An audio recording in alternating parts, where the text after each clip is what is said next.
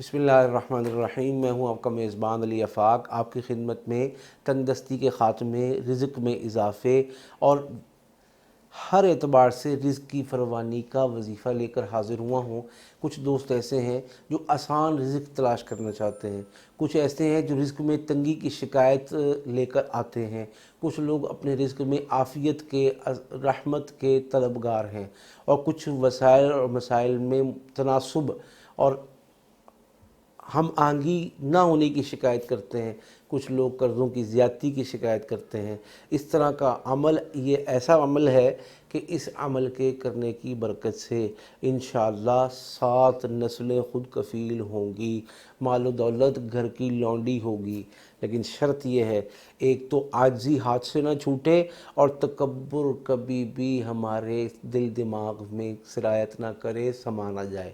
ایک وقت مقرر کر کے حالت سکون میں یہ عمل کرنا ہے، اور اس عمل کو اپنی زندگی کا معمول بنانا ہے۔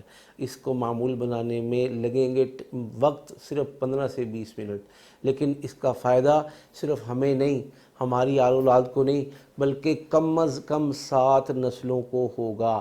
اب جو شخص اپنے لیے 20 منٹ نہیں نکال سکتا، اپنی اولاد کے لیے نہیں نکال سکتا، اس کو یہ چاہیے کہ اپنی 7 نسلوں کو سنوارنے کے لیے روزانہ 20 منٹ کا وقت نکالے۔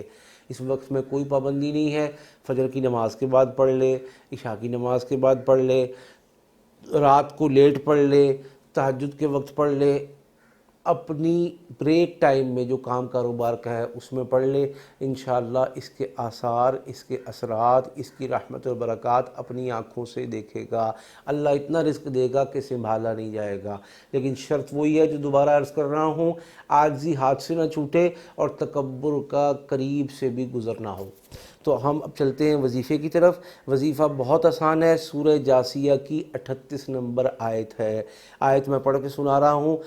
فَلِلَّهِ الْحَمْدُ رَبِّ السَّمَاوَاتِ وَرَبِّ الْأَرْضِ رَبِّ الْعَالَمِينَ وَلَهُ الْكِبْرِيَاءُ فِي السَّمَاوَاتِ وَالْأَرْضِ وَهُوَ الْعَزِيزُ الْحَكِيمُ۔ یہ 500 مرتبہ پڑھیں گے، اول آخر 11 مرتبہ درود شریف پڑھیں گے۔